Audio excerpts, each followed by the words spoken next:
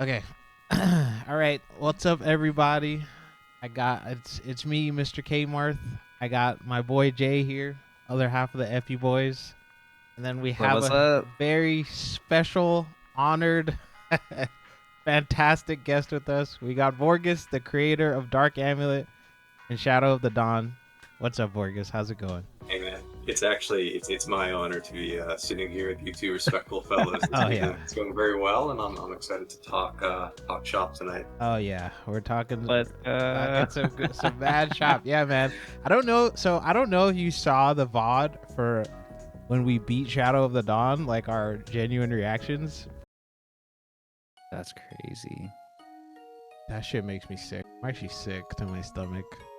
But I watched it. You I did? watched it. Dude. There was a joy. dude, that shit was Oh, man. crazy, bro. It is Yeah. so good. You have a knack for endings, man. Let me tell you. You really know how to keep us on the Hmm. I was watching I watched the FEE3 trailer, and then people were, I don't remember exactly when this came out, so like the trailer, but I saw someone in the comments mention like, oh, I'm so excited for the trilogy or whatever. Did you mention anywhere beforehand that it was gonna be a trilogy, or was did this come out like after the game had came out already? Yeah, no, that's a good question. I didn't say in like the FE Universe post that, hey, by the way, this is the second game of the trilogy, because I think for the suspense of the second game to work, you have to think it's the final game for most of the game. Facts. And when you finish it, you say, oh shit, there's Yeah. 3 of them. Yes. And in fact, when I started working on the Shadow of Dawn, I wasn't sure if it was going to be a trilogy. And as the narrative kind of came together, I was like, oh man, there's definitely going to be 3 of these. So that's a surprise. Yeah. Wow. That's so okay, that actually segues perfectly into another question I wanted to ask. So when you were sort of, like starting in Dark Amulet, was this like I guess did you have it all storyboarded out, like were you like, okay, yeah, this is going to be this, or were you kind of just, cuz I know we've talked about this before, you kind of said you take it chapter by chapter, but were you in your mind like, oh, this is probably going to be, more than one game? Honestly, the opposite of that. When I started the Dark Amulet, I just really wanted to get into Fire Emblem realm hacking because I love Fire Emblem, and I learned through like Vision Quest that it exists. Oh. And so I'm like, all right, I'm gonna kind of test the waters. If you play the prologue for Dark Amulet, it is the most basic prologue in the world, right? Edric, Miley Shore, and they show up. They're like, "Oh shit, there's bandits. We gotta fight some bandits." I was just playing around. I was That's just a classic. testing things out. And then I thought, okay, so what's the next chapter? How does this story develop? So the tale kind of grew in the telling, but I didn't even know there was going to be, more than the Dark Amulet until I was almost near the end. And I'm like, what if I want to make another game? I should add a bit of a sequel hook. And so, the rest is history. I won't go into the details, but yeah, I would say I started off really small scale. I thought I would play around a bit and then make my big Fire Emblem ROM hack afterwards. But I kind of fell in love with the characters, so I thought, no, this is the hack. This isn't the test. Yeah. Oh, that's crazy. Damn. That actually does make sense, because the prologue compared to like everything else is kind of just like, hey, let's get in there. There's some bandits across the bridge, That's actually really, that's so tight, man. That's crazy actually, that Vision Quest is like your, so okay, wait, that's like for the first ROM hack you played, or that was just like your first exposure? Yeah, it's the first ROM hack I played. I watch a lot of the YouTube creator Mecha's videos. Sure. And he played a Vision Quest playthrough, and I'm like, oh, this is cool. It's like GBA Fire Emblem, but it's not, GBA 7 or 8. Mm-hmm. Like, what's the deal here? And then I found through there the Fire Emblem Universe, kind of webpage. And then I learned about FE Builder, and I thought, if anyone could do this, then surely I could do it too. And like, I don't want to get into my whole history with Fire Emblem because it's a little long. But And please do. That's what we're here for. That was one of my questions. That's that what was we're one here of my for. questions. I'll try and keep it brief. But basically, imagine I'm like 10 years old, 11 years old in 2002-3 when Fire Emblem 7 comes out, which is just Fire Emblem right in the US and Canada. and someone got it for me for I think my birthday or something like that. I fell in love with it instantly. It's like my favorite kind of game. You guys are fans as well. The mix of like Shakespearean story, customized characters, tactical battles. It's just like it checked every box. And so imagine like a 12-year-old like writing down his own Fire Emblem plots on like the back of his school books. Like I was imagining my own shitty Fire Emblem stories. From the start. I thought like, I wish I could make my own thing here, right? And when I realized that I could, this is 20 years later, I was like, I have to give it a shot. Like to kind of make good on a promise I made to myself, you know, when I was a kid. Like I have to do this for real now. So yeah, the moment I realized it was possible, I just had to jump right in. Wow. That's so tight, dude. Yeah, man. That's like I totally know what you're talking about too. Like that childlike imagination of, you know, connecting with a story that you really love and then sort of like crafting your own little headcanons and imaginary world. Yeah, exactly. totally. That's so far. So how long ago was it when you like stumbled on Vision Quest and FE Builder and all that stuff? Oh man, that's a good question. When did I start working on Dark Amulet? I want to say it came out early in 2024. Let's say I think January 2024. Yeah. I think I started working on it probably early 2023. That probably took me about a year to make. Okay. So yeah, I was probably playing Vision Quest in like 2022, I'm guessing. So it had already been out for a while. It wasn't like super brand new when I started playing it. Wow. Yeah, so it was kind of a journey to get there. That's crazy though. Like you played Vision Quest, which was your first ROM hack, and then immediately after you were like, okay, I need to make my own. I can do this shit. Yeah, basically. That's amazing. That's so awesome. That's fire. Oh man, that's so interesting. I think man, that's actually like a much quicker turnaround than I would have expected. I feel like a lot of times people are like, "Oh yeah, man, I've been in the scene for, you know, since 2015 or whatever, and like I finally made a ROM hack." But you just kind of were like, boom, boom, boom. Did you ever have any experience writing a narrative or any sort of thing like Dark Amulet before you actually did the hack, or was this just your first like jump into writing? Definitely not my first jump into writing. My first jump into video game writing for sure, which isn't too different from creative writing writ large. Okay. I've been doing like creative writing as a hobby since, you know, my early teenage years. Okay. You know, I think I told you guys over stream, like I fell in love with Lord of the Rings. You know, I read that book a lot. So like classic fantasy has always been my jam. I wrote my first, I don't want to say I'm a writer or an author, nothing's been published. I wrote my first novel when I was like 22. Never been published, not very good. I wrote my second novel in my late 20s. Better, but still not publishable. But like writing is not, you know, new to me. I do it a lot and I quite like it. But I thought I'd be constrained by the Fire Emblem, you know, design, because it's always at most 4 people talking, right? And you can't really do exposition. It's hard to do action scenes. It's just 1 to 4 people talking, and it's all dialogue. There's no description. But the limits kind of created its own new form of creativity, right? Where you have to tell stories and like build characters just in this like limitation of the Fire Emblem GBA dialogue engine, and I loved it. It's actually really fun to write a story in this manner. So yeah, not new to writing, but new to writing Fire Emblem. But I played a lot of Fire Emblem, like the actual IS games before, so I kind of knew what I was doing.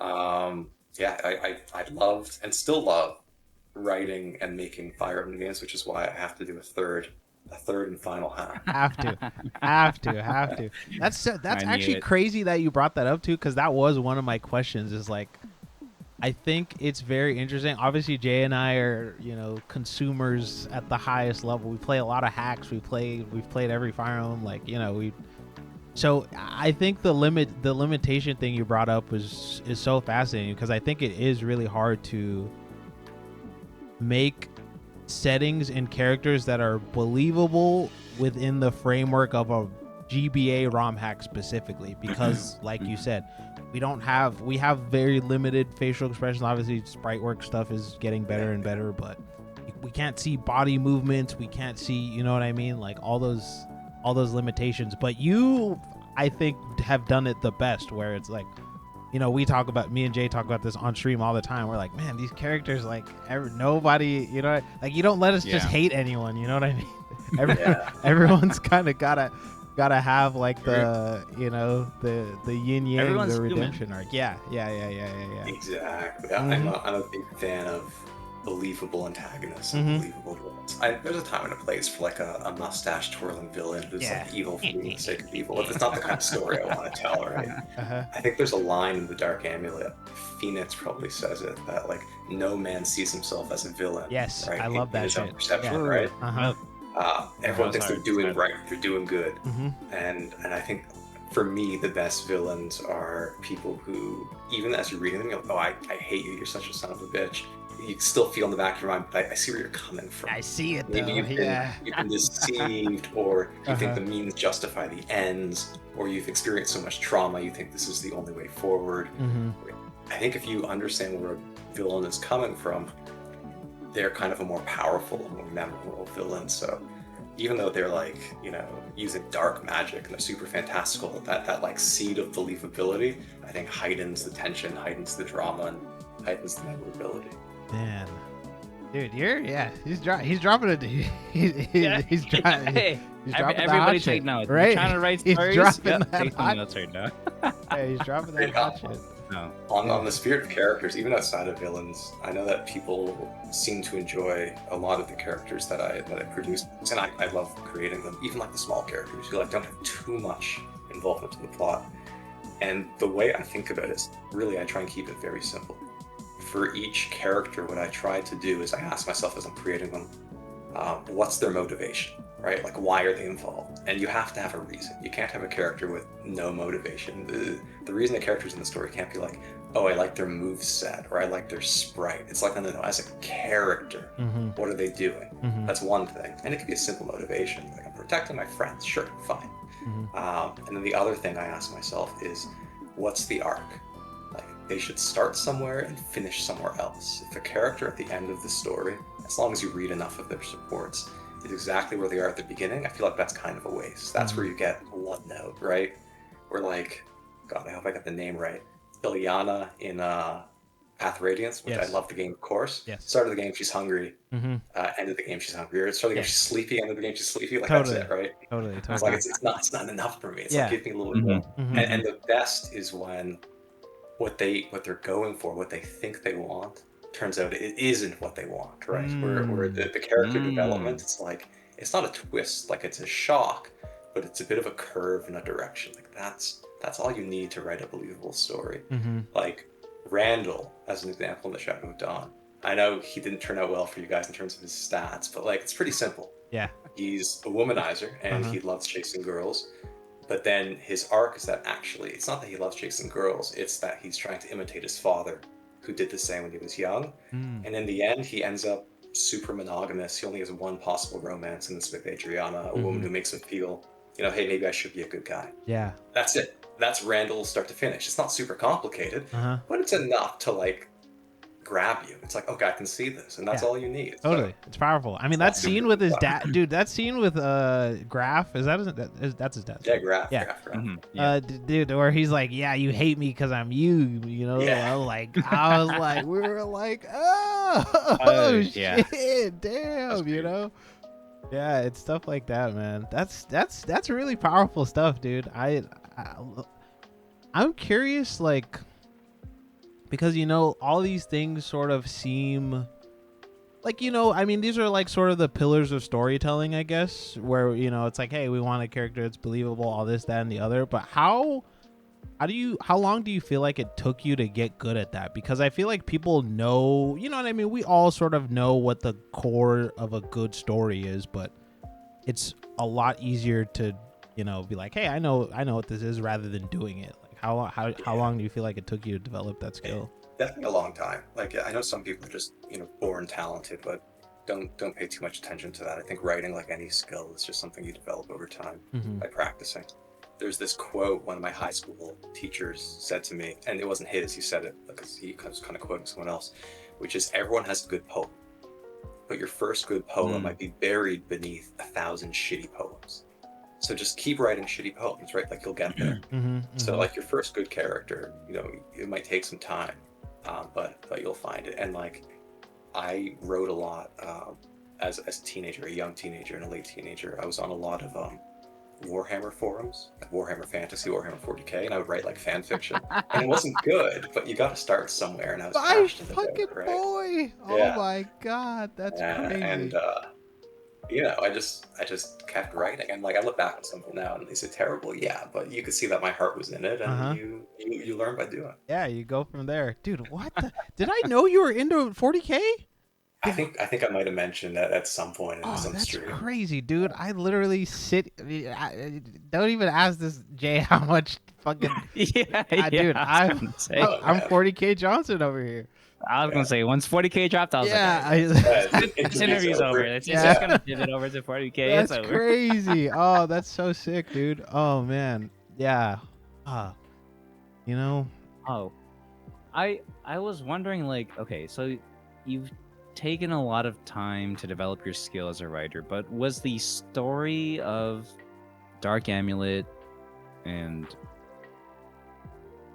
everything, you know, former, was it inspired by something, or did you just create on the fly as you were making your demo hack, or like, oh, I just want to try this out, let's just see where this goes? Yeah, the first few chapters were very on the fly, right? Edric and company fighting bandits, then they go to the bandit lair, and then, you know, the old lady says, oh, there's like a prophecy, and then she dies. It's a very small scene, you might not even remember it. No, I remember. But then around there, or the next chapter, you meet Duke Fornus, and he's like, Duke Ormer is attacking me, but it's only because Duke Ormer's sister is married to Zeddard.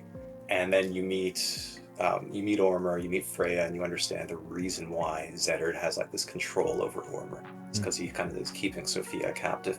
By that point, a lot of the story had been sketched out, right? So while prologue, chapter 1, chapter 2 was very, hey, look at me, I'm fighting bandits, it's just Vorgus, kind of like experimenting with the FE Builder system, I started taking it seriously. I started really enjoying the characters and the creation of it. And I'm like, okay, what's going to happen? Like, let's kind of craft a bit of a political arc. And for me, like, Fire Emblem is at its best, where there are magical elements, but there is a political drama that's playing out, whether it's across duchies or kingdoms or even like the whole world. I love, you know, princes and princesses, marriages and betrothals, betrayal, honor, duty, alliance, succession, inheritance claims, like that, like War of the Roses, like medieval drama. It's so human, right? It's just like struggles for power, misinformation, good and evil, doing right, telling the truth, lying, being selfish, being selfless, and like, you know, obviously like wielding a sword, kicking ass. So it's just fertile ground for stories. So yeah, like War of the Roses and like medieval history, I'm definitely a bit of a fan of, but also like fantasies, like George R. R. Martin stuff, A Song of Ice and Fire, Game of Thrones, love those books too, and a lot of other fantasy books. So that was a lot of the inspiration, and it really started coming into play around chapter 3, chapter 4 of the Dark Amulet. Dang, dude, that's so far. Okay, wait, I'm curious. Just a personal note, like, do you have a favorite? And if you don't want to give one, you can maybe give like a top 3 of characters from each game. Favorites. I haven't thought of this in advance of this interview, which maybe was a mistake on my part, but like if we're just going to prepped it, yeah. Quick shots. I really like Zeddard as a villain. I think I do. Well, I know he's just like Uther from Fire Emblem 7. That's just like I'm not a good sprite artist.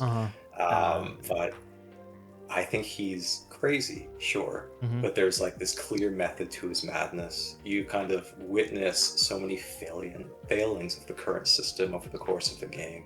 You see his past, you see his reasons, and so while he's like evil as evil can get, you kind of get it at the same time. And the alignment, or maybe the juxtaposition between him and Edric, that them both being bastards, them both being treated poorly by their fathers. That's my favorite part. Right? Like that's they could have been the same person. They just the circumstances were a little different. Exactly, and Edric has to reckon with that. Right? One of his lines is like, "Oh, I see myself in him, and I don't know what to make of that feel." I think the Dark Amulet story is quite elevated by Zedder being a somewhat sympathetic villain while still being just like consorting with dark gods, Yeah. evil as evil. Yeah, like he's too far gone, but you kind of love him anyways. Mhm. Besides Zedder, uh, I think I had a lot of fun with Alexius. Like Yeah, he was sure. just this. Great arc. He didn't start off as like a big character. I just thought Ests are fun, so let's give them a trainee midway through the game, Mm-hmm. and let's make him really weak with crazy growths and crazy skill. Actually, his growths are like midland, but when you have 50 levels to level up, he becomes crazy anyways. Yeah. And 3-tome range is madness. But then when I started writing it, when I put him into chapter 13, where he first shows up in the tower with all the mages, and I'm like, oh, I should give him the perfume.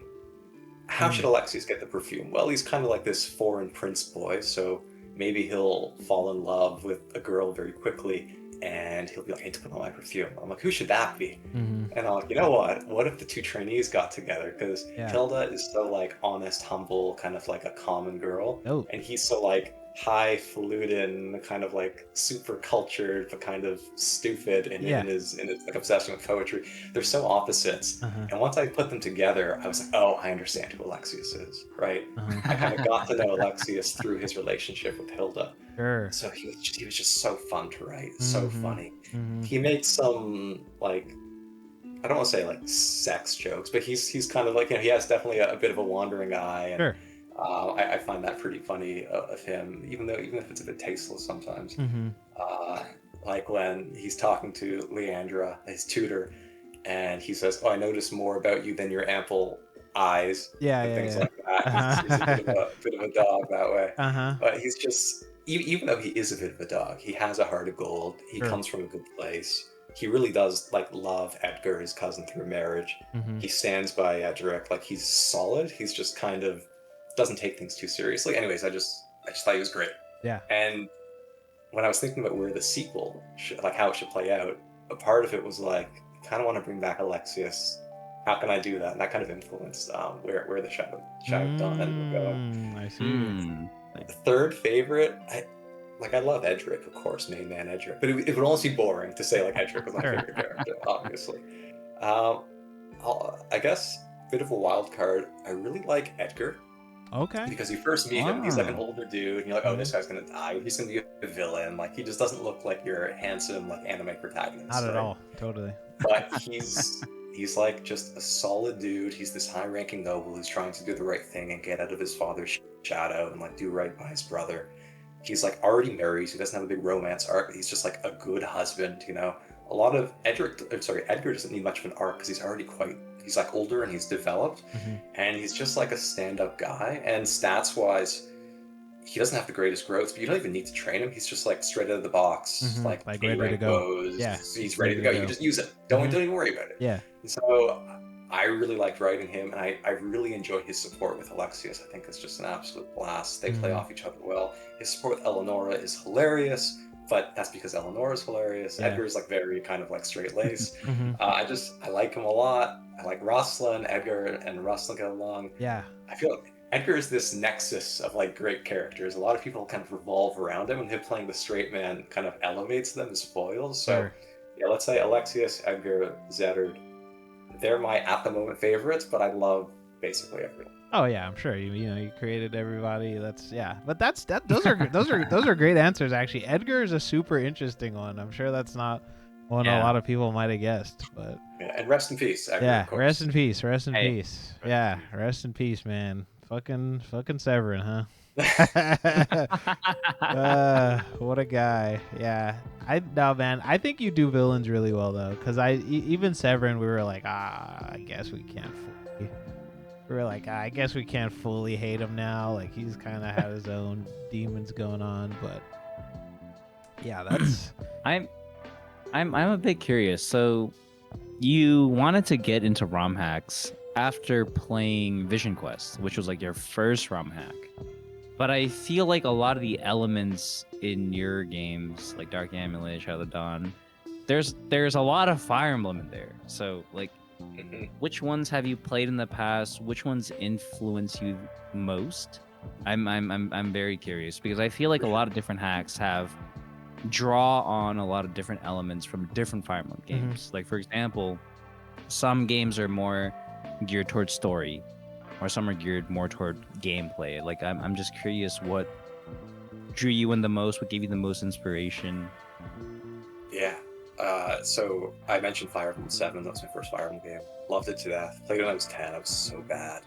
I remember I was playing through Lin mode. I was finding it quite difficult because I knew what was going on. And when the side quest comes up, it's like chapter 8X, and you have to like get Ninian's ring back. And it was like, if you accept this side quest, you have to do it. I was like, oh my god, I might get like soft locked if I can't beat this super hard optional level. I was stressing out because I was so bad at the game. Yeah. And when I defeated Lungdrin, her evil uncle, I thought the game was over, and I was satisfied. I'm like, that boss was so hard. I can't believe I did that. And then when I found there was a whole other game afterwards, my mind exploded. So Fire Emblem 7 was like foundational to my life, and it's just like huge. Same. Fire Emblem 8 was just an absolute joy, and it's just a great time. Love Erica. Ephraim, I feel like he's a bit of a Gary Stew, like he's too good. I'm like not super interested in Ephraim. Yeah. But Erica is I love Erica, yeah. Flawed, and she grows up very well, and she's great. And Leon's a great villain, and it's like the gameplay is just super fun. Easy for sure, but it's a joy, right? You just love it. Path of Radiance is the best Fire Emblem game ever made. That's like not even up for debate.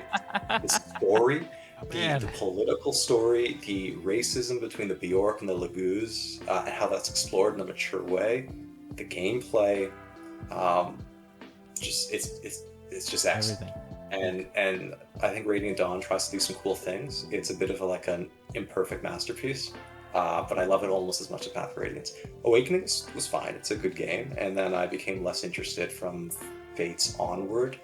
I did like Three Houses quite a bit the first time I played it, but as you guys know, the monastery is slow. Yep. So yeah, I would say GBA and GameCube are just like top Fire Emblem for me. They influenced me the most. I don't give a shit about reclassing. I think it ruins unit identity because everyone can be a Warven Lord. I don't want to see that stuff anywhere near my, like, not interested at all. You're the class that you are, and you're going to promote, and you're going to deal with it. Yeah. Not interested in child units very much. Well, I think child units are fine, but I think the creation of child units, I think, became too much of a focus. Yeah. Because in Awakening it was too successful, and they went overboard in Fates. In the Dark Amulet, the Shadow of Dawn, in the third game, there will be child units, right? Like more like FE4 style though. Exactly. Like you really just literally saw time pass. This is now the next generation. Yeah. I think that's the best way to do it. I agree. I think Awakening kind of got away with it, and then Fates was crazy. They're just like, yeah, Fates is there. Just like, okay, man, come on. Yeah. What are we doing? But yeah, so the GBA and GameCube games are my biggest influences. And when I was creating the Dark Amulet from a gameplay perspective, I just wanted to kind of recreate Path of Radiance, basically. You start off with your mercenary lord, and you just like go from there, and you just level up your units in this one party, and it's quite traditional, and everyone has shove, and it's great. And then for the Shadow of Dawn, of course, I thought, let's have two parties, let's make them enemies to some extent, and kind of play off each other. And that was so yeah, Path of Radiance, massive influence to the Dark Amulet. Radiant Dawn, massive influence to the Shadow of Dawn. That actually makes total sense too, because the two parties, that's actually. That's hey, you're running out of games though, buddy. I know, now it's on me. What's he gonna do for the third one? Oh yeah. I can answer that question. Okay. I would say that it's not going to be like crazy innovative. I really liked with the Shadow of Dawn that I had two parties because it let me delay the bench, and you got to play with a lot of units without like discarding them too quickly. And I hate when you like, let's say it's chapter 10 of whatever Fire Emblem game, you get a new unit, he seems pretty cool, but you kind of got your A team already locked in, so you just ditch him. Like that hurts, feels like a waste. So being able to delay the bench and make more units viable and necessary. Like Rickard might not be your strongest unit, but you're kind of stuck with them, so you may as well use them. Gotta use them, yeah. Totally. I love that, right? It's not like who are the best units. It's like, how do I make the best out of all my units? Totally. I think that's cool. So in the final game, I'm going to repeat the split party kind of element. I think that's going to be pretty core to the gameplay as well.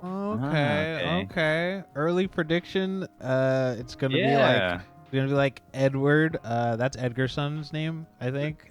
Edward and Gwyn as the two party leaders. But you don't have to spoil. But I can. I'm happy to spoil this because I posted it in the Discord. Discord, for okay. The Dark Amulet.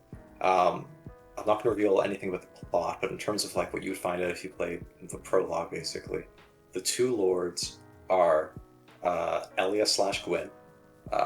Once the Dominion cat finds her, that's when kind of her story kicks off. Yeah. She'll be 20 years old, and the other lord is going to be Duke Cassius of Northall. This is Ormur's son. Yeah, haven't whoa, met we're him. playing as Cassius. Okay. Yeah, he Whoa. was mentioned at the age of 5 years old in the Dark Amulet. And then he's supposed to get married big to part of. Cassandra. Yeah. He's been in the shadows for 2 games, so he Haven't finally is seen going to show up. Yeah. But I will say, this is not at all spoiler. If you read between the lines in the Shadow Dawn, you know this for a fact. Edward, true Duke of Southwood, of course, with Edgar's death, he has a large role to play in the final game.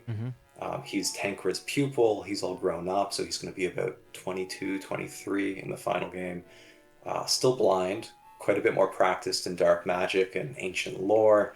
And by the 3rd game, Tancred's pretty old, so he's going to be relying on his pupil quite a bit. Gonna be super Jagan by that point. Yeah, exactly. Oh man, that's so damn. So we're gonna see, man. Sophia's gonna be old in that game too. Damn. Sophia is old, and I gotta give a shout out to Carmel. He has been in my Discord a bit, and he played the game quite like him. He's quite a good sprite artist. He's been helping me with some of the sprites for the 3rd game. Oh, awesome. And older Sophia looks excellent. Wow. Okay. Yeah. Can't wait. Can't wait to see that. Can't wait to see. Oh wait, sorry. Expo asks, have you played Anderon Saga? Do you know that hack at all? Or? I haven't played it. Okay. I am aware of it. I watched, I forget who, I think it might have been Mecha play some of his chapters. If he's played it, maybe he hasn't. I watched someone play a few of the chapters, and it looks like a fantastic game. The story looks cool. Someone already spoiled for me like a mid-game twist. I won't say it now in case you haven't been spoiled by it. Oh yeah. But it's like that thing. If it seems like a great game. I know there's some controversy around its original creator. Not everyone involved in its original creator, which I don't think we need to get into here, which puts a bit of a stain on it. But I think you can separate the art from the work. That's totally, or the artist from the art. I'm gonna say it's on my list for sure. I know it's like a better game than any game I could ever create because it has this big team around it. They can do things with skills I could never do. They can do things with sprites I could never do. But I'm really excited to see its story because I know it's quite impressive. Okay, yeah. Expo was just curious. So, have you played like outside of Vision Quest? Are there other ROM hacks that you've played, or you haven't really played that many?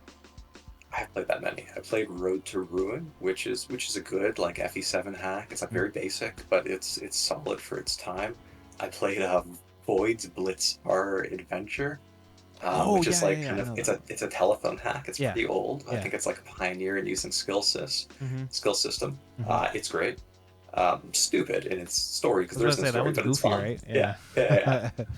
And I played Drums of War, which is excellent. We still haven't gotten around to that. I want to play Dream of 5. I'm really excited for that. That one's good. And on the list for sure is Cerulean Crescent, Tomorrow's Golden Country, Hagen White. These all seem like amazing. Yeah, we're gonna get to Hagen White at some point too. Yeah, heard really good things. Yeah, they look amazing. And like some of those hacks do like crazy things with their gameplay, which are super cool to see. But for me personally, just older dude, spent a lot of time with FE7. I love me some more traditional. Oh yeah, I love it. Where you open up a hack and it's like it's familiar. It's like I know what's going on. I know how these systems work and how these players work. Before. So, exactly. It's just I didn't want to make a new game. I wanted to tell a new story in the game I loved. Yeah, that makes total sense. Yeah, and I love that though because I think there is a place for both. Like, I think it's awesome that we're getting.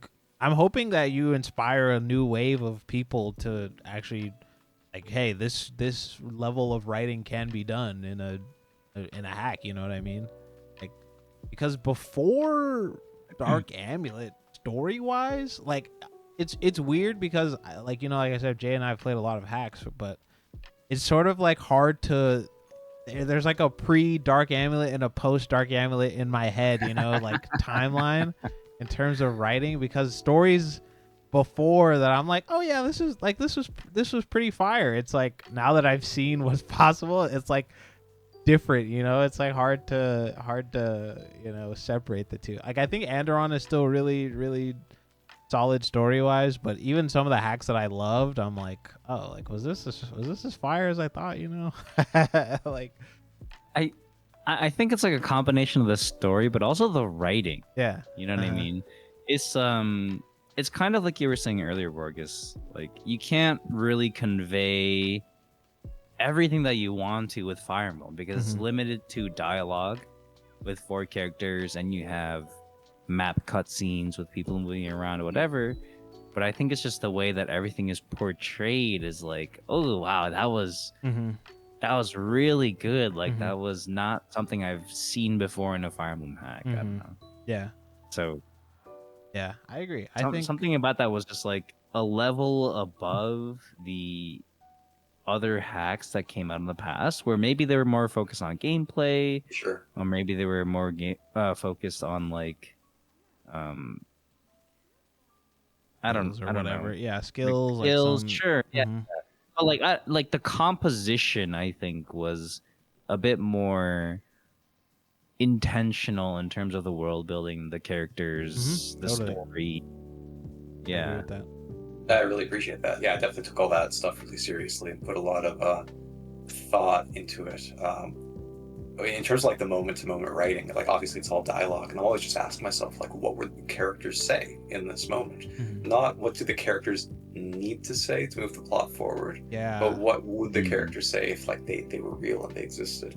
As long as you have a pretty good idea of who the characters are, again, it comes down to like motivation and the arc you want them to have, then you can kind of guess with some level of accuracy like what they would say in a given moment. So I think that's how you create natural dialogue. And then the other thing I do with my dialogue, which everyone should do if you're going to write anything, this is a pretty important rule, is like I cut pretty relentlessly, right? I cut all the fat and I just try and leave what remains. I hate when a scene lasts longer than it should. It just eats away the tension, right? It spoils it. It gets boring and you kind of drift away. Love Vision Quest as a hack. I think its story is pretty good too, but a lot of scenes go on longer than they should, and spends too much time talking about food. I think the food joke was funny the first time and not funny the 20th time. Yeah. So I just take a machete right to your dialogue and just like what's necessary, and then put everything else in the trash, which can be hard for writers to do because you wrote it and it's your baby and you love it. But when you trim all the fat, what remains is like the real juicy stuff. And when you make sure all that fat's trimmed, it's like just juicy bit after juicy bit. That makes for really exciting dialogue and exciting scenes. Yeah. I mean, take notes, everybody. I'm taking notes. Right. I was gonna ask like what's the perfect formula for a hack, but I think you've already answered. I was about to say you kind of got that down. I love that. Yeah, you know what I actually find interesting, because we talk about the writing a lot with Dark Amulet and Shadow of the Dawn and everything, but like what was the experience like actually learning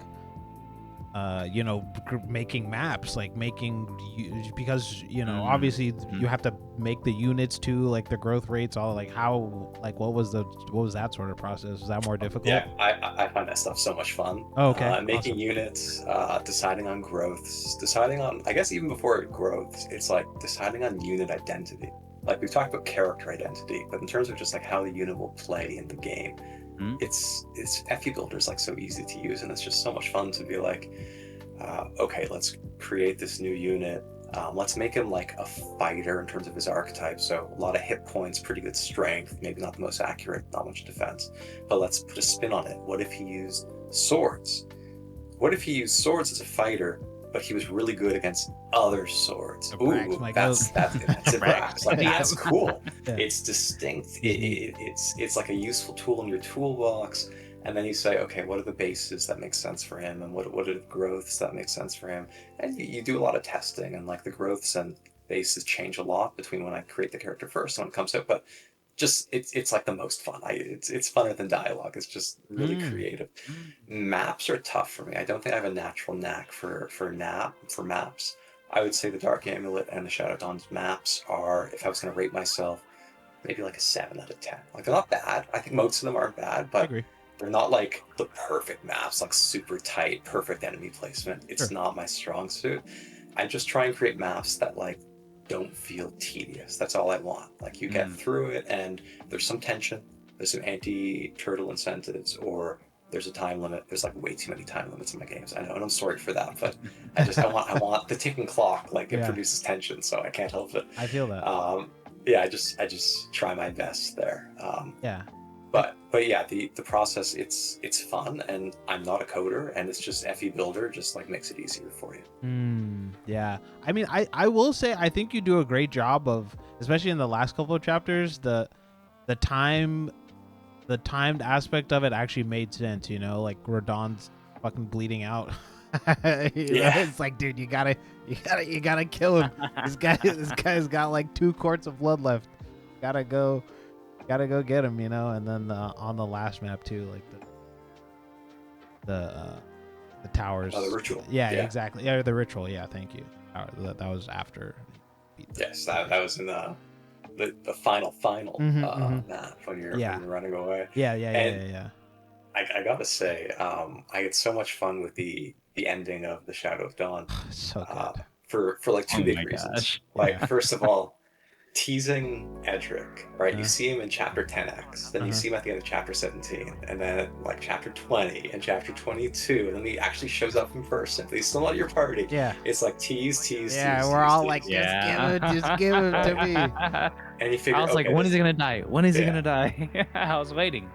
what I want the player to think was like, okay, this is an Edric story, this is Cassandra Rodon's story, so it'll be a green unit at best.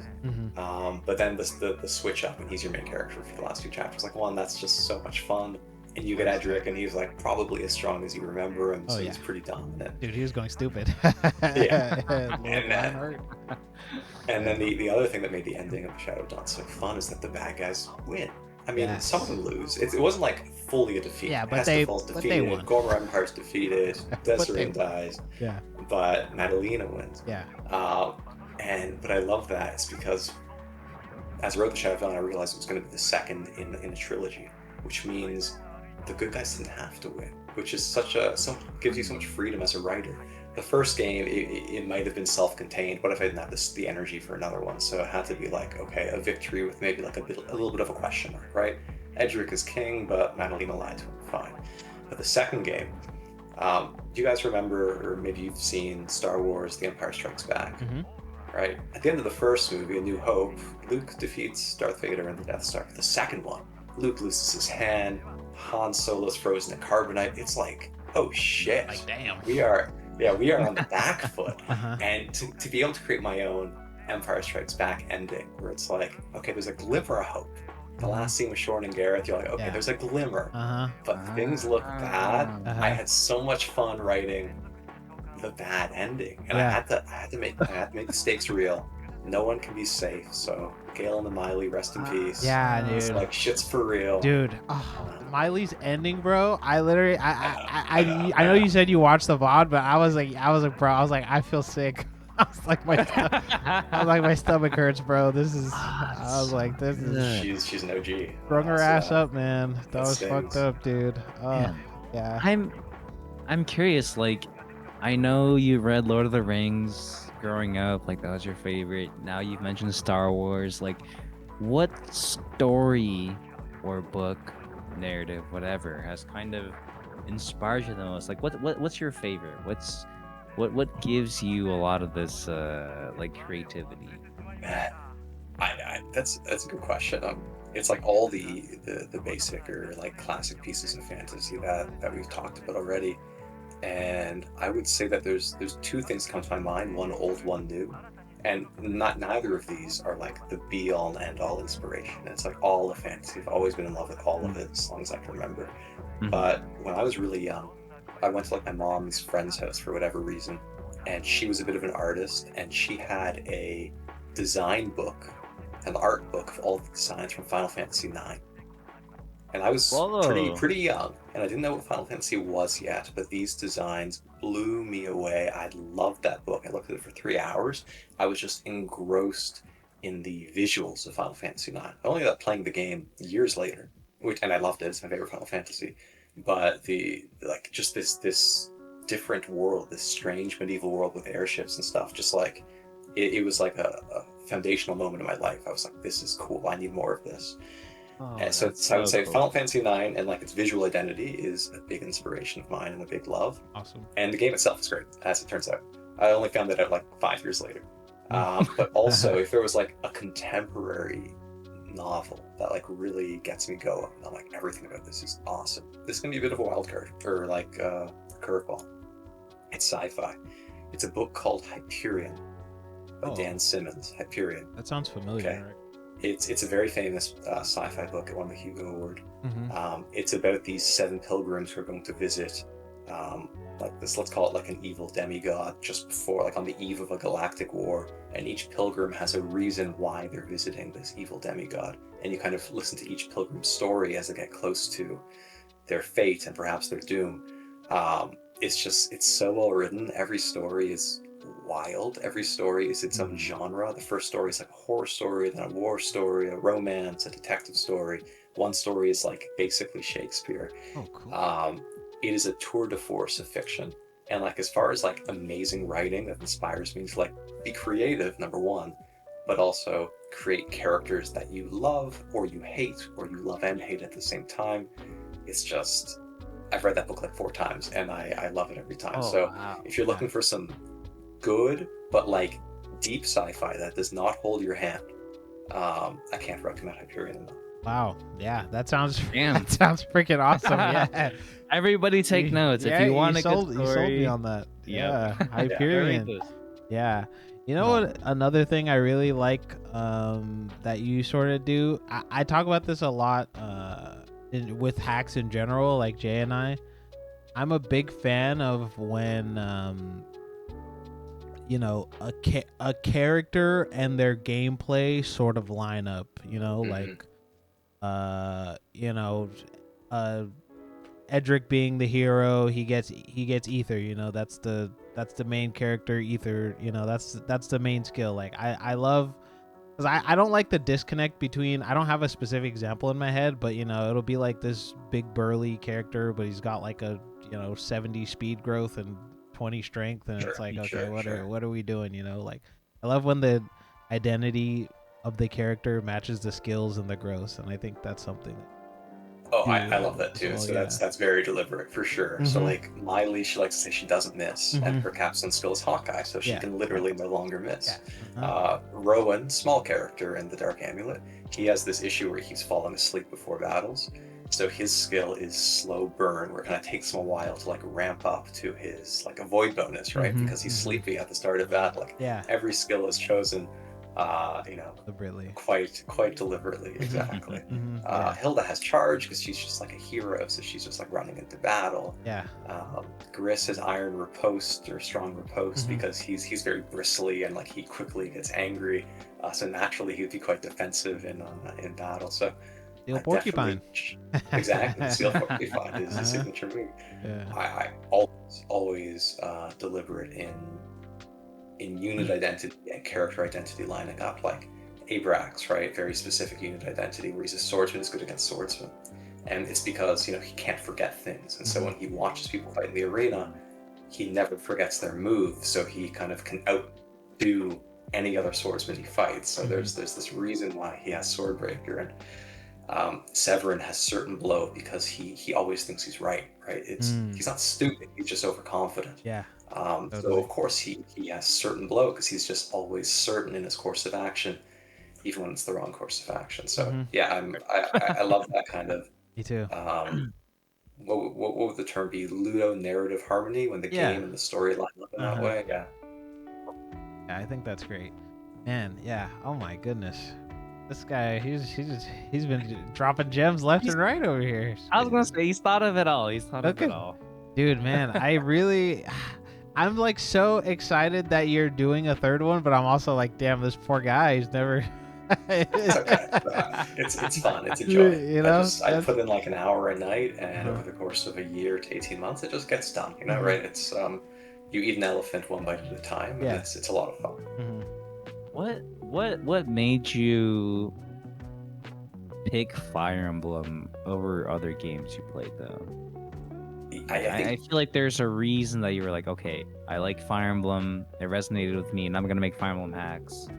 Versus other RPGs or other games that you play, like why Fire Emblem? And I think everyone has their own reason, but I'm very curious as to what your reason. no, totally. Like I love Fire. I love RPGs, I should say. Like I love Final Fantasy and Chrono Trigger, and more modern RPGs as well. But they're all amazing. I think Fire Emblem like does everything right. I love big sweeping fantasy stories. Fire Emblem has those. It is no qualms about being like dramatic or even over dramatic and like kind of having those big themes of like classic stories.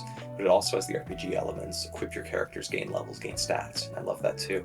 And then it has like that the Advance Wars or maybe even chess, like tactical element too, where you can control your army. And it has permadeath, which just like raises the stakes. And I love some raise stakes. So it's like it has 3 or 4 gaming elements that I love and story elements that I love, all in one place. So there's no other game that has it all packaged like that for me. So it's my favorite series in the world. And then why I started hacking, it's all that love plus FE Builder. So like the barrier to entry was so low and the love was so high, it would be a crime not to do it. Yeah. Got a FE Builder, man. That actually does make sense. Yeah, no, FE, man, I think one of the things that made FE stand out for me was definitely, like you said, like, I think supports is such a huge thing that, like, because we're all FE fans and, like, it's something that can maybe go under the radar a little bit, but, like, getting that extra little bit of fleshing out for your favorite character, even if they're not a part of the main plot anymore, was, like, such a big deal for me, because like I was a huge Will fan in 7, like the most irrelevant archer. He's not that good, like, but I just loved him for whatever reason. So like anytime because I didn't fully know how to get supports when I was young, I was like, oh, okay, let me. Every time you get another support, you're like, ooh, that's just fire. Let's go. Let's talk about supports. Yeah. I also am like the biggest fan of supports. I think they do make Fire Emblem. Radiant Dawn not having supports, like real supports, is a tragedy. Absolute tragedy. Heartbreak. I know. Yeah. For me, Fire Emblem 7, I was a really big fan of Kent. Kent Insane. That was his name, right? Kent, the Red Cavalier, the Sirius Cavalier. And Kent's support with Fiora is like one of my favorites, where they're both very like honorable knights, right? And in their C support, they're like, our fellow soldiers shouldn't fraternize so much because this is a serious war and we need to like follow rules of decorum. And then in the B support, they're like, we should create like a whole set of rules that make sure that our army is professional and don't get overly familiar. And they're like, okay, we'll work on this tonight together. And then the A support, I mean, as a kid, I didn't really understand this, but in the A support, they've obviously been together, perhaps physically. They keep it pretty vague, and they're like both super awkward about it because like they fucked up and they fraternized when they meant not to. Hilarious. Supports are there's such an opportunity for characterization. I mean, like without supports, they're just chess pieces, but the supports make you fall in love with your pawns, your queens, your bishops, that turn them into people. So totally. Writing supports, it's a lot of writing. It's like it's so much. But it's without them, you don't even have a Fire Emblem game. So I'm always happy to write them. And I would say what supports is that they're like the ultimate test of like, are your characters real characters? If you can't produce like 3 good support chains for your character, it's like you haven't really thought them through. You don't know enough about them. So I love them, and I don't mind writing them. That's so awesome, actually. Yeah, I completely, because and you do supports, because I think there's a great support, but like you and I totally agree that Path of Radiance is the best, because I mean I talk about this a lot as well, but like the deployment based support system is just, I think in my mind, the objectively best way to do it, because the supports are directly tied to what's happening in the plot at that time. Like it isn't a matter of just like, hey, okay, engage, let's have a tea party, and then 10 minutes later we're like blood and guts and killing people and shit over here. It's like I really enjoy that aspect of the way that you do it. And honestly, the supports, you gain so much. Like we have to go back through support viewer, because like That's actually where I feel like you get most of the lore for a lot of the characters. Like Lysa, for example, we still don't know Lysa's full story because we haven't gone through support viewer yet. But like, you know what I mean? And even in the first, even in Dark Amulet, like Elise, you know, I mean, our first playthrough, we didn't know that much about her until we went through the supports, and we were like, oh, okay, like this is, you know, it's serious business. Yeah, no, I totally agree. I love writing.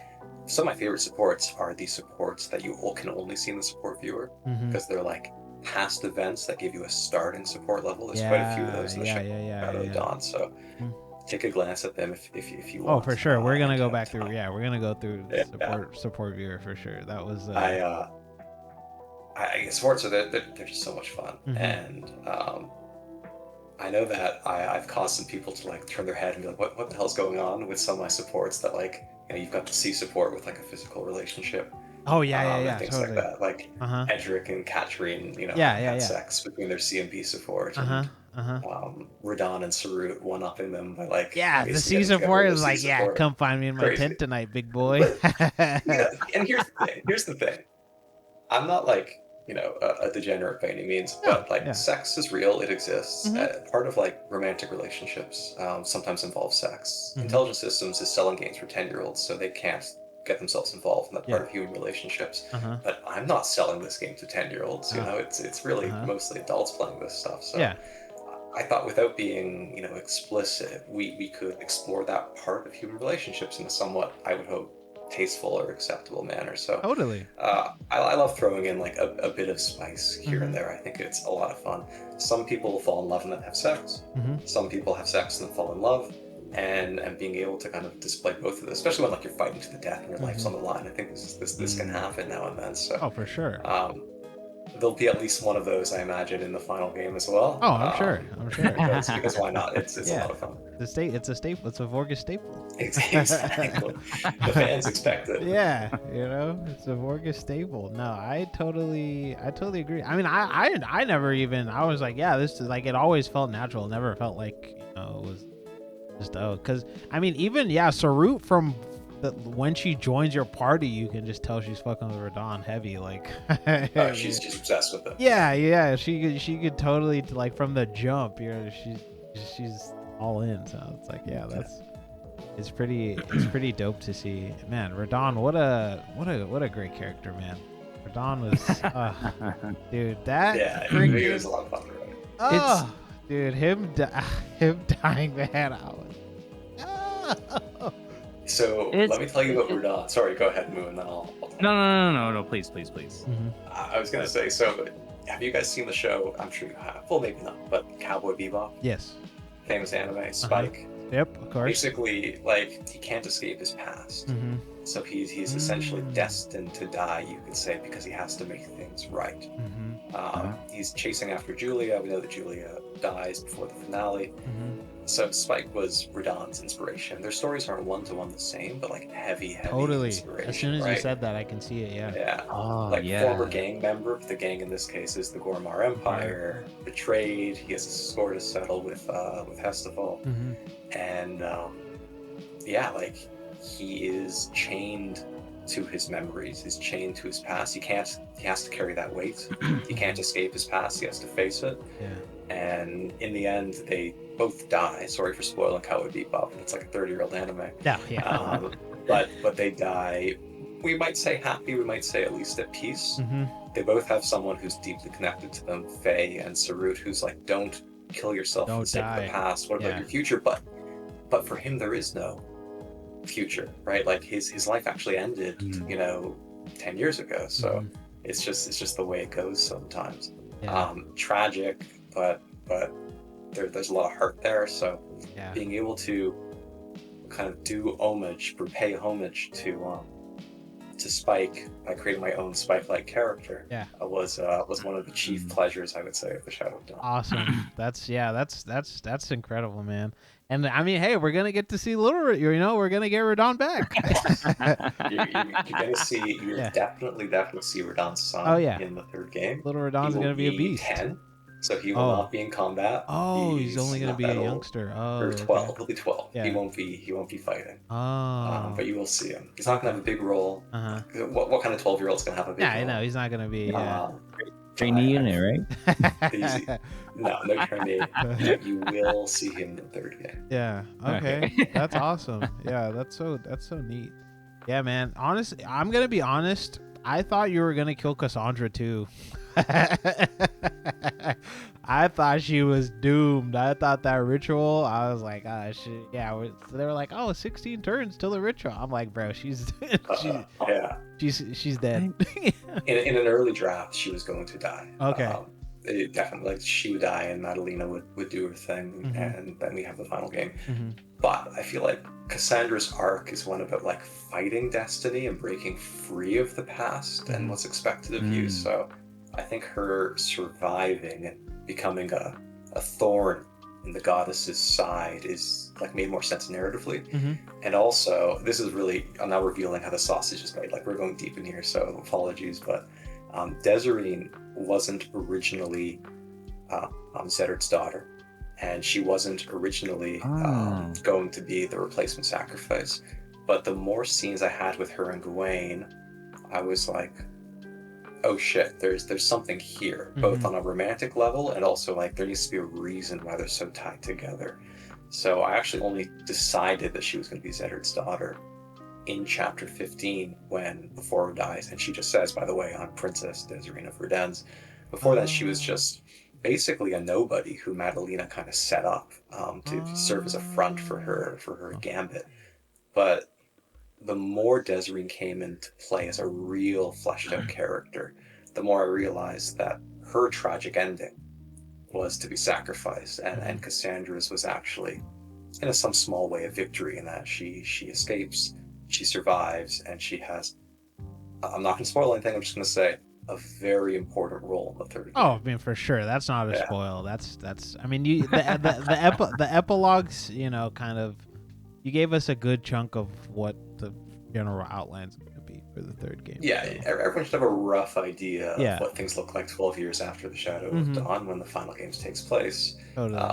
The Holy Dominions conquered more than half of the known world.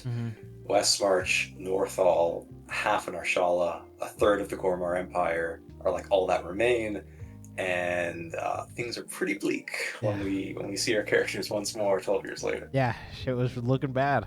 But hey, and we did not hear the infamous death noise, the little.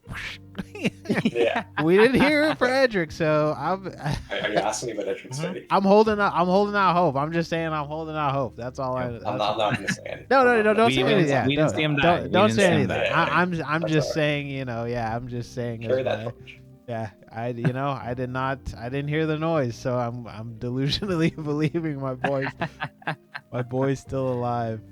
Yeah. Oh man. Wait, so it sounds like, and I mean, it feels basically confirmed at this point, but it seems like you're writing the story as you're progressing, right? You're like, okay, I'm writing it this way, and then at this point I'm like, okay, wait, never mind. This seems more cool. But it still seems very cohesive. Like, do you go back and rewrite the beginning, or, how do you make this all like come together? Because it seems like I hate doing that, but I do for sure. If I realize something I said early on no longer makes sense, or what's more common is when it's like, oh, I kind of need to plant this seed in the early chapter because there's this event that takes place later, which I didn't even realize was going to take place later when I was writing that early chapter. So let's go plant that seed, and I'll go backwards. But I think on the spirit of planting seeds, it's commonly said that there are two ways to write a story. The architect's way, which is you create the whole blueprint, and then you just write the story, you follow the blueprint. And the gardener's way, which is where you plant a garden and you see what grows. And like, you're going to find things about your story while you're writing it, because like plants are unpredictable. I'm kind of in between those points. I do create a nice blueprint, but sometimes without sounding too like artistic and stupid, sometimes the characters reveal things to me that I didn't know about until the moment. Or like with Desireen, I'm like, oh shit, you're in love with Gawain. This is actually very important. Yeah. And then that needs to flow through. So sometimes I'm surprised, and the story has to change. But that's part of the joy of that's writing. so cool. but don't get me wrong, it's not all just like shooting from the hip, willy nilly, nonsense. Definitely. It's there's a very large structure, but sometimes you have to deviate from the structure. Yeah. No, I never thought it was from at all. I mean, like you said, things that you set up, like, because even when we go back and replay Shadow of the Dawn right before the third one comes out, it's gonna be like, oh, we didn't notice this, or oh, because our second playthrough of Dark Amulet, we're like, oh shit, like, wait, this, Yeah. what about Lots of things this? early Like, on. oh, remember this? It's like, oh snap, that's kind of crazy, Yeah, man, that's dope, man. I mean, I think that's that's all I got for you, but yeah. It's actually so cool that it kind of just comes up on the fly for you, like, or as you're building the story, building the characters. Because at least in my head, I'm just like, okay, I need to plan out every character, blah blah blah. But the fact that you're kind of growing with it and building off these characters as you're writing the story is like, something about it just feels so I don't know, like organic, natural Yeah. and organic and magical. That's just like, oh, I just love how it just grows with it. It just feels more creative. It feels more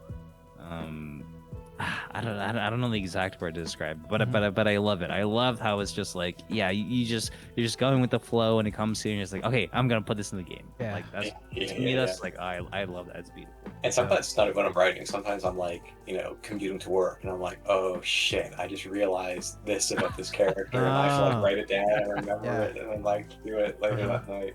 That's so fun. Yeah, it's part of the creative process. You know what? Is your son gonna be a Fire Emblem player? That's my question. You know what? Like, I'm gonna try. Try. Hell yeah. Show him Love the that. Radiance, get him started, right? Or maybe like the GBA stuff. You gotta get him right.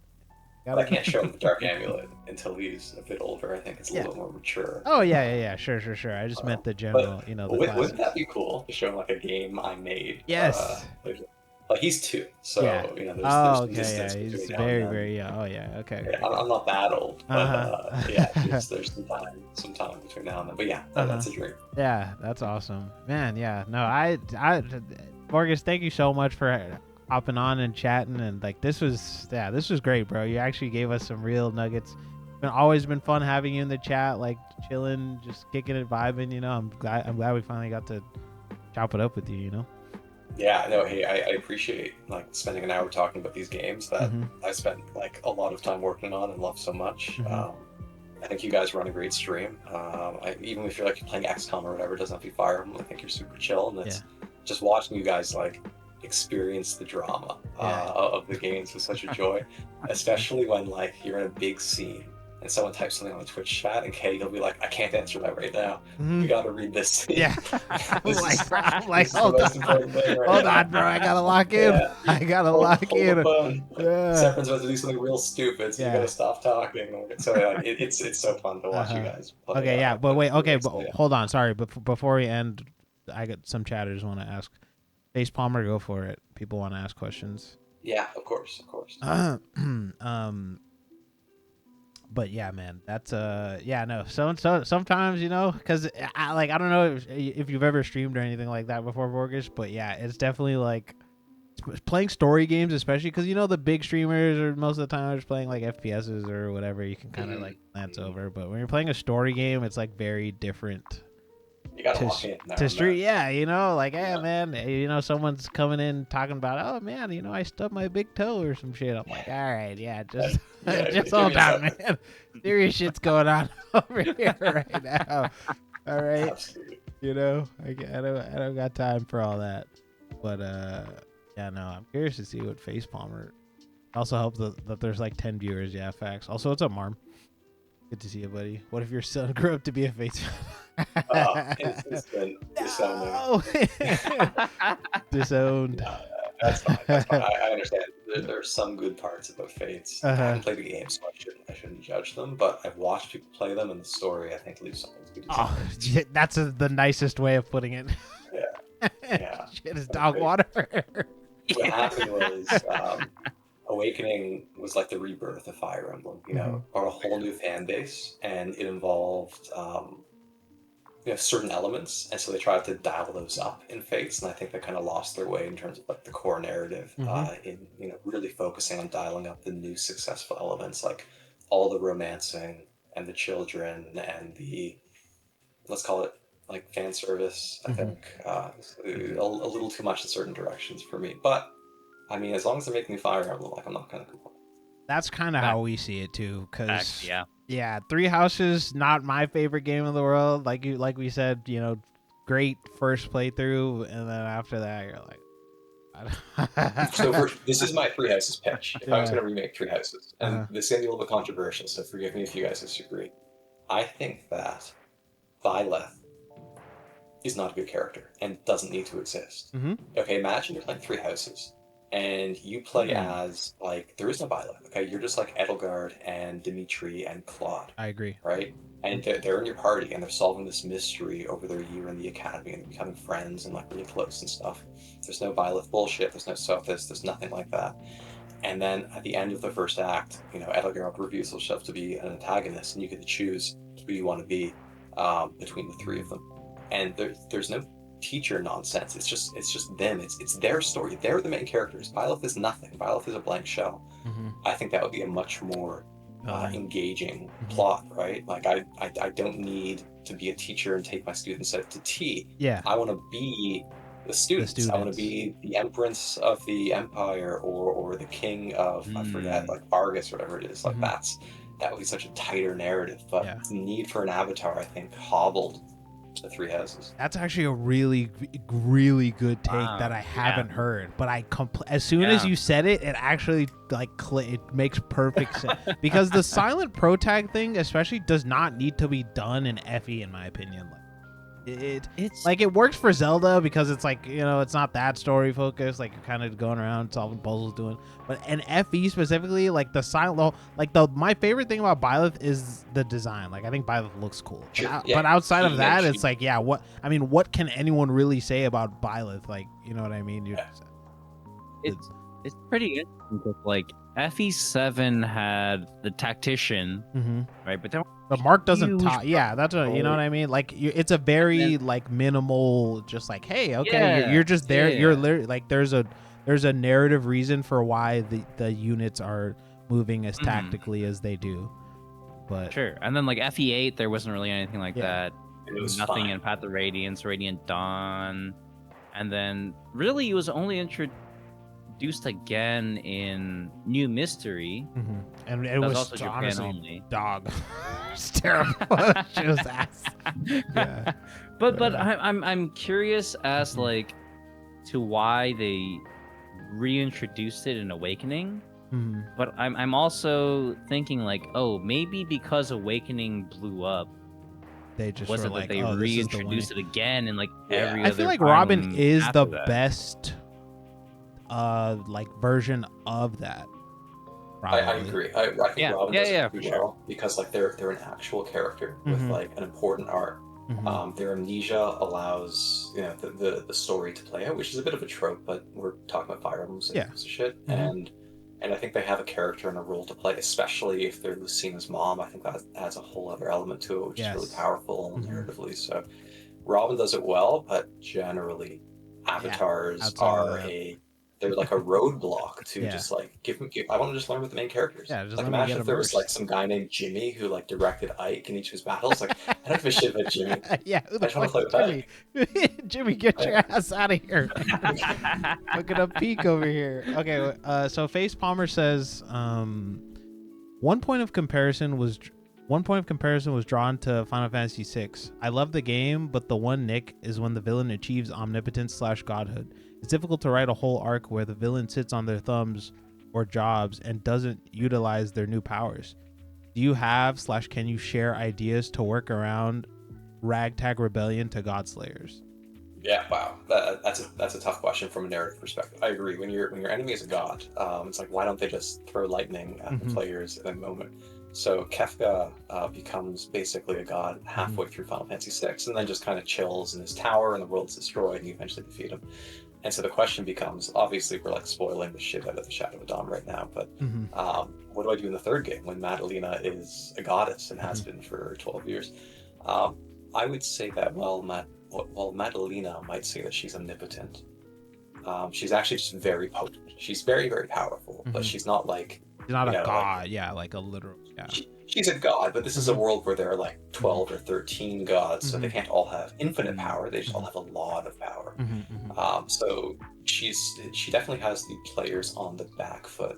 I think Face Palmer asked a great question about, so is Madalena just going to sit in her throne like a douchebag until we fight her in the final chapter? I'm working very hard to make sure that doesn't happen.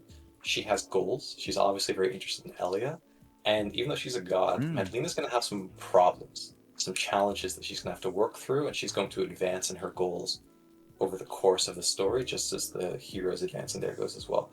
So I would say, yeah, Kefka gets a little bit boring once he's a god, though he's so entertaining beforehand. He's one of the best of the villains. Yeah, it's just brilliant. But what Face Palmer is actually poking at is that villains are the most interesting when they're active villains, when they're not just like sitting in their evil castle like Bowser waiting for Mario to show up, but like they are doing things. Like I think something so fun about Zedder is that for the first 8 chapters, you're like, oh, he wants to be the Duke of Westmarch, that's cool. But then he's like, no, I want to be the King of Verdansk. And so like he's as Edric is like advancing in his plot, Zedder is also advancing in his plot. Sure. It's kind of like a race to see who wins first. Absolutely. Zedder captures Julia in chapter 14. Like he's so close to winning a few times. If Zedder just like sat on the throne of the Duchy of Westmarch after chapter 9, just like laughing until he was defeated, that'd be a bit less interesting. So give your villains goals just like your characters have goals, and let them move forward in those goals, because that really ups the pressure. So it's hard to do with a god, but I'm going to try and do it. Yeah, that's awesome. Great answer. Fantastic answer. Yeah, Shackled Power, that's a great call, Marm. Shackled Power is that hack is kind of weird, but it actually is good. Like the villains are all, there's like a lot of villains and they all are kind of out and about active. That is a really good point, actually. I never really thought about the fact of, you know, active versus passive villains, but it is actually a lot more interesting. Villain is like in your face, you know, most of the game, and then they're getting stronger as you're getting stronger. Because yeah, we fought Zedard a couple times, and then he actually communes with the nameless god, and then it's like, oh, and then we're like, oh, okay, we're actually fucked now. Like Julia's gotta save us, you know. We gotta pull some crazy rescue shenanigans over here, you know. Okay. Also, I view violence as important. The vehicles will give a player choice while enemy here. Okay, yeah, but okay. So, does anyone else have any more direct questions for Vorgus before we let the goat go? But I mean, yeah, this is kind of something I'd like to do more often. Honestly, we gotta make friends with more hack makers. Oh, this was amazing. Yeah, this is great. Like, this is honestly kind of it sounds corny, but it's like a fantasy of mine. Right? Yeah, totally. Like actually, yeah, like ROM getting into hackers, and we get to understand, like, okay, what was your inspiration behind the story? Like, I just want to know more, right? It's just like, it's cool. Man, I love Fire Emblem. I love playing the hacks, and it's just like, oh man, all these getting to see the behind the curtain is cool. Yeah, behind the scenes. It just makes everyone feel a little bit more human, and I love it. I feel like if you guys reach out to other hack creators of hacks you played through, I mean, like, we're all just doing this as a hobby, like it's all just for fun, right? So I feel like a lot of them will be open to I mean, maybe not, but maybe yes. But I do appreciate how active you are too. I mean, I feel like I'm not on Discord that much, but I feel like you talk in your Discord a lot. You're like active on the actual FE Universe like forum page. Like you're popping in here talking to us, like giving us, you know, responding to all my hey, what's in this village. This is my hobby, right? I love doing it, and I think as a writer who hasn't got a book published yet because they're not quite good enough, like just having people engage with my fiction, like that's just, it warms my heart, right? It's so fun to see people like interact with the characters, and maybe like, oh, these are pretty cool. So yeah, I just leave my Discord on while sometimes working and sometimes working on Fire Emblem, so it's easy to like join in the conversations. Mhm. It's like I don't feel like I'm providing a service by like being active in Discord. I feel people are providing me a service by reading and Mhm. playing my stuff. Like Sure, sure, it's my sure. favorite thing. Uh-huh. The win-win. Everybody's winning. Okay, maybe one last question. Yeah. I'm very curious. Yeah, go for it. Do you have something outside of Fire Emblem that you want to publish or get out? Because you're saying like, oh, you know, my work's not published, whatever, blah blah blah. But like, do you have something that you're working on, or? I mean, I feel like the second book I wrote now, like 4 years ago, is pretty good. It's not. Maybe it's not good enough, but it's pretty solid. And I'm thinking about the outline of a third book right now. They're not in a trilogy. These are all like Oh, separate okay. books, you know. And so maybe the third one will get published. If it does, I'll let everyone on my Discord know so they can go buy it. I So was about to if say, dude, if you, I Yeah. mean, even the non-published ones, bro, if you want to send those our way so we can get to reading, man. I'd love to read more of your work. it's a dream of mine to be a published author one day. So Yeah. you know, I'm gonna keep the dream alive. Yeah. Oh man, hey, Awesome. you got at least 2 fans right here. I appreciate it. And however many viewers I have, 12 viewers. Damn, look at that. Look at you guys for hanging out. But yeah, okay. That's gonna do it for us, everybody. Thanks for watching. Thanks for hanging out, asking Vorgus questions. We will be streaming again someday. Won't give you a real schedule. Thank you again, Vorgus, for hopping on, talking with us. This was Thank you. this was so much fun. I had a great time. I would love to just hop on and chop with you again sometime if you're around. Of course. Talking Fire Emblem and just fantasy fiction, all that stuff is super fun. Like you definitely gave us a lot of ball knowledge here.